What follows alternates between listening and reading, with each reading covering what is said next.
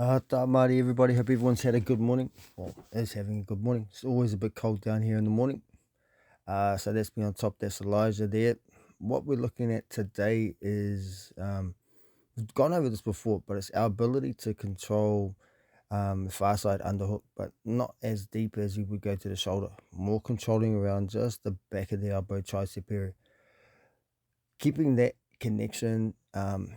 And if you can look at my chest where it's on the top of his shoulder, it really makes it super difficult for the guys to scoot away, to roll up, to come up to the knees. I can really control his get up space, if you want to call it that. And if he does try to get up, he has to open up his hips a lot higher, so that gives you the access to the back. But as you can see, I'm just pulling that elbow, and you get a lot of good reactions. You can get that arm, the top arm. So I'm just pulling up, pulling it into, like scooping that, pulling it into my stomach, right, as my chest push pressure down from the top, and then it opens up different opportunities.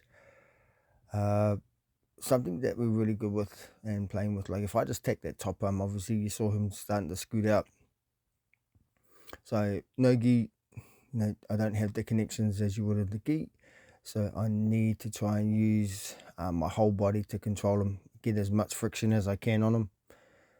Okay, so I'm pulling up that elbow, stopping him getting out, and bringing him, resetting him back. It becomes a great space. Look, I'm in a north-south-ish position, so later on we're going to look at all the other cool stuff that comes from that.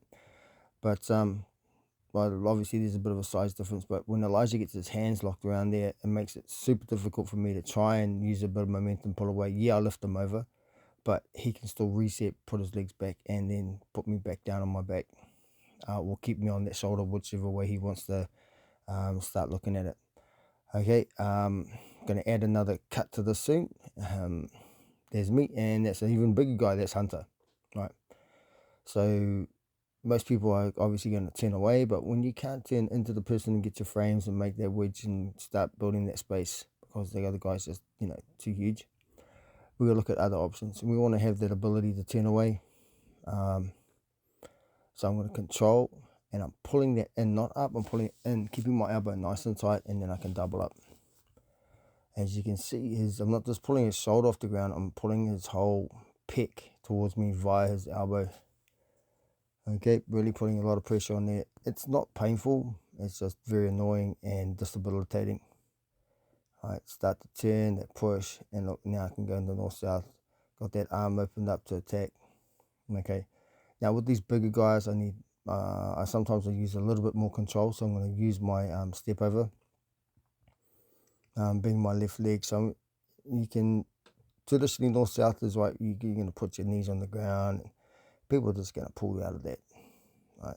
If I just step over normally, there's normally a bit of space. I'm waiting for someone to step over my head so I can escape. So I use like a brace, and I use my foot to brace it down. I think we go with this next. So I'm going to control that arm. I'm going to pull it into my body here. If he's too massive and I can't get much happening, I'm just going to step my left foot around the head. Right, he's huge. So I'm just going to pull that in nice and tight. And then you got that open arm there with my right hand. Could attack it, but I don't feel comfortable enough stepping off because of the size. So look, I'm just going to step in. Now notice the angle of that foot. I'm not trying to put my knee on the ground. It takes all that tension and pressure off. I'm trying to brace it with my left foot. I'm trying to use my left foot to stop him again from pivoting. So I pivot around, and I'm pushing in, driving my knee into his top of his sternum, into his neck area, and that does a good job of just keeping that tension from his top body. If he does start to turn, look, I just underhook the far side, and we started on that side. Get into a nice position. Notice I've stayed away from his legs. So if you're half guard adverse like I am, I stay away from them, and I can come up, do the same thing, underhook that near side arm, far side arm, sorry, put the foot over, and I can come back. So it's a really nice little drill. We're going to hit some more attacks from here, some more mobility, movement type of drills, keeping the control space, and then the attacks are just going to come. Right, there's lots of good You're just going to have too many attacks to play with. Hey team, give that a try, and I'll get back to you later with some more info. Have a good day.